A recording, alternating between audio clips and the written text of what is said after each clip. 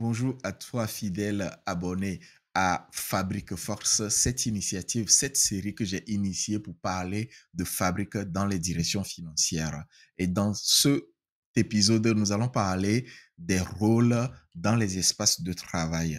Alors, quand on est dans une direction financière, on n'est pas sans savoir que la structuration des assets est essentielle pour garantir la sécurité, la fiabilité des données et la réactivité des équipes. Et donc, Microsoft Fabric propose quatre principaux rôles au sein d'un espace de travail, chacun adapté à des responsabilités très précises. Je suis tout simplement Yao Messa Amouji, consultant en transformation numérique des fonctions financières et j'aide les directions financières à digitaliser leur processus, leur pilotage et leurs compétences.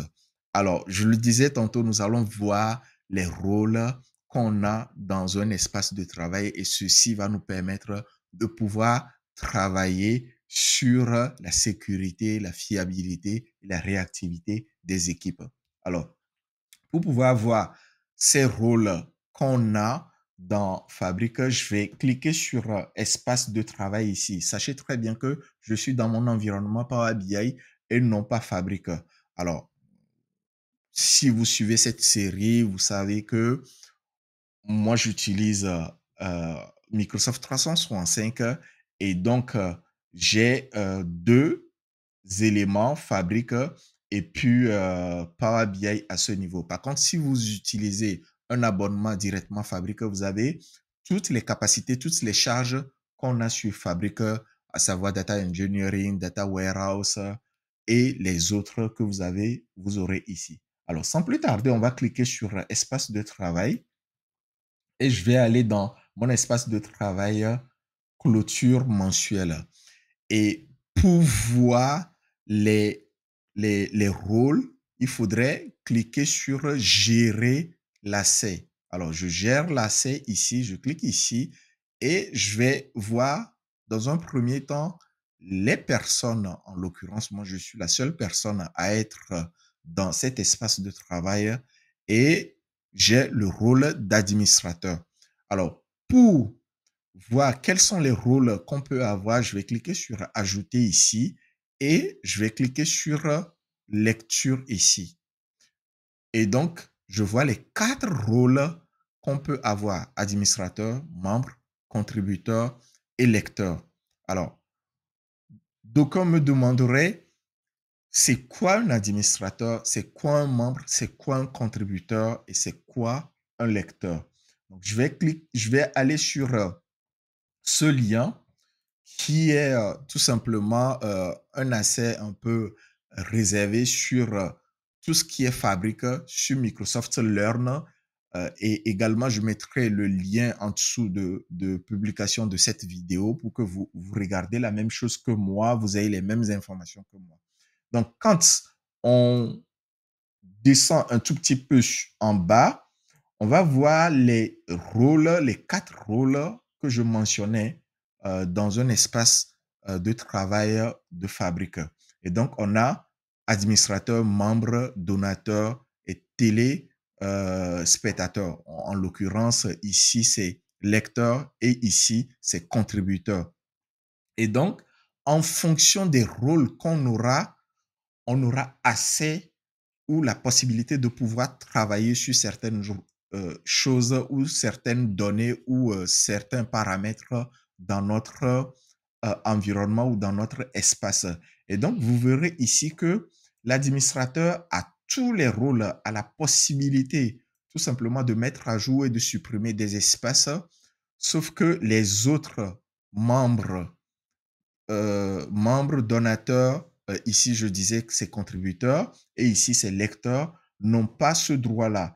Et quand on vient sur cette ligne, ces quatre lignes, ici, on voit que tous ces rôles-là ont la possibilité de faire, par exemple, afficher et lire le contenu des pipelines de données, de bloc-notes, des définitions de tâches Spark.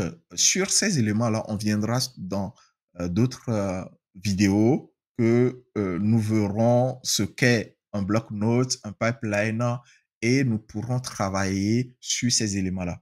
Et donc, également afficher des contenus sur les bases de données KQL, on y reviendra également, et faire plein d'autres choses. Donc, le rôle le plus restreint qui ne donne pas trop de possibilités, c'est tout simplement le rôle de lecteur. Alors, quand on revient dans notre environnement direction financière, le propriétaire, c'est-à-dire l'administrateur, peut être le DAF ou tout simplement chapeauté par un directeur de système d'information qui pourrait manager la partie technique. Le contributeur va être tout simplement des gens comme des analystes financiers, des contrôleurs de gestion. Et le lecteur sera des utilisateurs en interne, des contrôleurs externes, des cadres supérieurs qui pourraient être amenés à travailler ou à lire les tableaux de bord ou les rapports qu'on aura mis à des dispositions. Ça peut être également les comptables, ça peut être le, la gestionnaire de paye ou d'autres rôles qui n'ont pas le droit de manipuler la donnée en interne. Alors, donc, si je reviens sur Fabric, supposons que j'aimerais, dans cet espace, étant donné que je suis la seule personne aujourd'hui, j'aimerais ajouter une autre personne. Donc, je vais faire, hop, c'est plutôt ajouter, et je vais faire, hop, je choisis cette personne-là et je vais venir lui attribuer un rôle ici. Donc, je vais cliquer sur membre et puis je vais faire ajouter.